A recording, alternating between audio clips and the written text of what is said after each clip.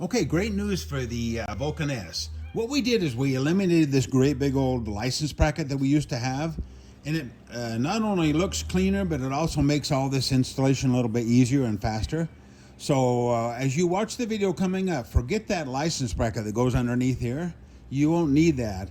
And it also makes the removing the seat easier too, because you have more space under here.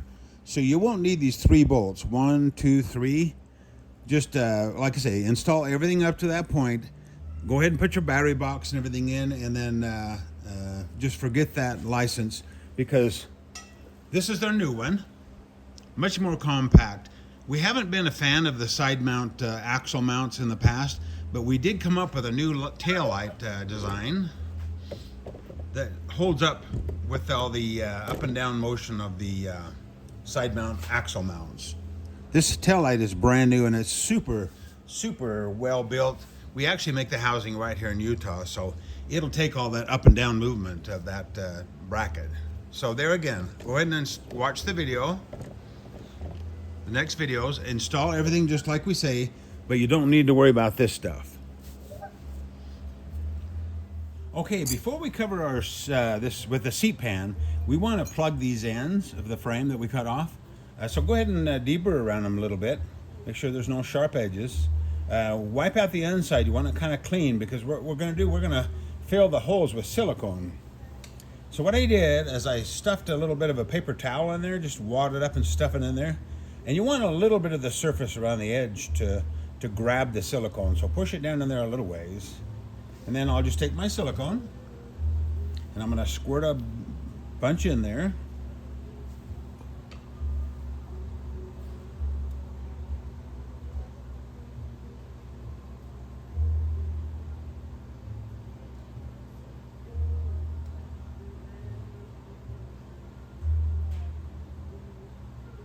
Pretty much filled it up.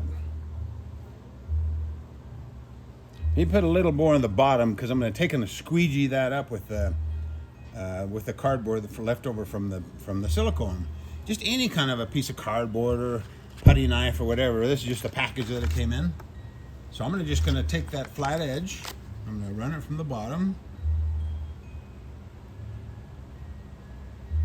Run it up to the top.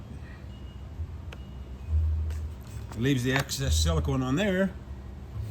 I'm going to run around with my finger a little bit. And that's just nice and smooth and clean. Very professional. And be careful. It wouldn't even hurt to let this sit for a while, because when we're putting this plate on and off, you don't want to touch it. Okay, this funny little piece will be the first part that we put on this seat kit installation. So grab the part and just remove the nuts on these front 2 screws, and then just go ahead and put the screws into the frame holes that are located there, and leave them loose, because we're going to leave everything loose until we get this all fit on there. And there again, yours will be black. Okay, next step is to remove these 4 screws that were in these holes, and grab these funny looking brackets. There's a left and a right. That's the left, and that's what the right looks like. And go ahead and remove the nut on the back side, and we're going to screw those to the frame, just like we did right there. There'll be 1 screw there and 1 on the other side. There again, leave everything loose. Next, grab your big old taillight bracket. Funny looking thing.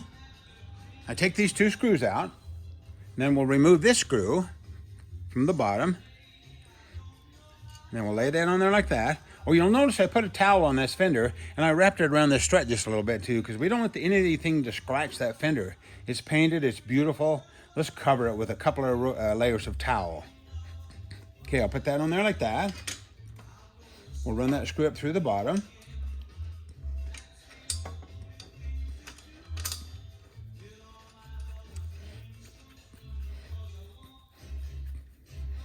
Just finger tight's good for now. And then we'll go ahead and grab those other screws, and we'll put those in. Put that one in, and then I'll be back.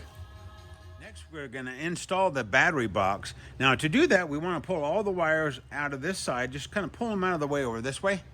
Except, you can go ahead and shove these 2 on the other side. Just shove them through that hole there, and so they come out the other side.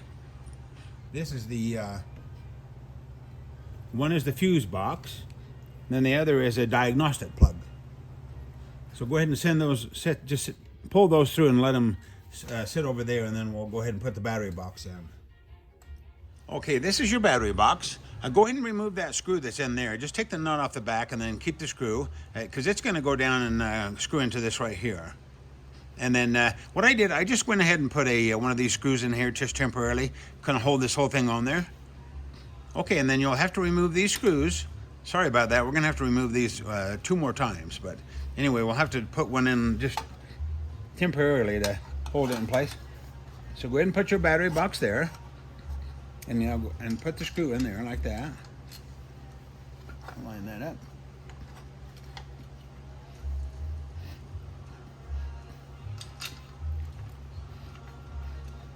And put the other one in, and then we'll show you how to hook all this up. The idea of this is we're going to install all this stuff and then tighten it in a sequence so that it'll all fit perfectly. Okay, I've got the battery box in place. These are just screwed in just lightly. And then go ahead and put this small screw into the frame there. Screw that one in until it almost bottoms out, and then back it out maybe 1/8 of a turn. We just want that to hold it in place there, but we don't want it too loose, just a little teeny bit of movement. Next, we'll grab this angle bracket here, remove the 2 screws. What we'll do, we'll put that one in there like that. And these are the screws that were in here before. These are the same screws basically, but they have washers on them. So go ahead and put those in. Put one on the other side. And then we'll go ahead and put these screws in just lightly.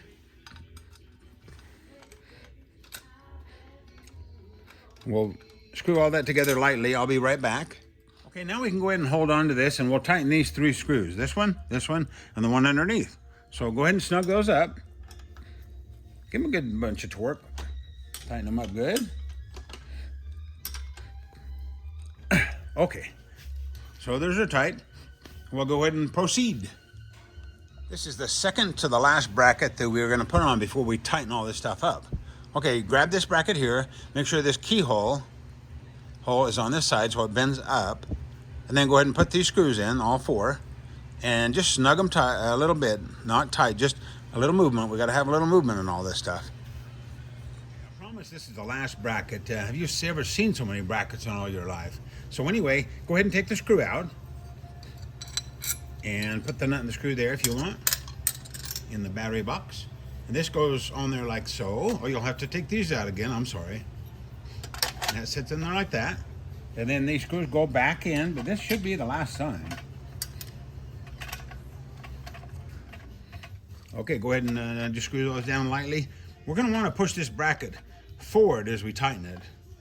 And do me a favor and just go ahead and put that screw back in there. And then that on the other side. Just finger tight. We'll use this later for a different part, to hold the seat on, but might as well leave it there and then we won't lose that. Okay, go ahead and finger tight that one.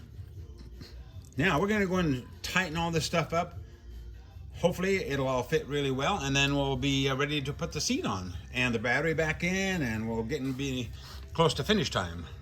Okay, I found the best way to do this is let's go ahead and then just take your wrench and just run all these screws down until you feel a little resistance, and then back them off just a little bit.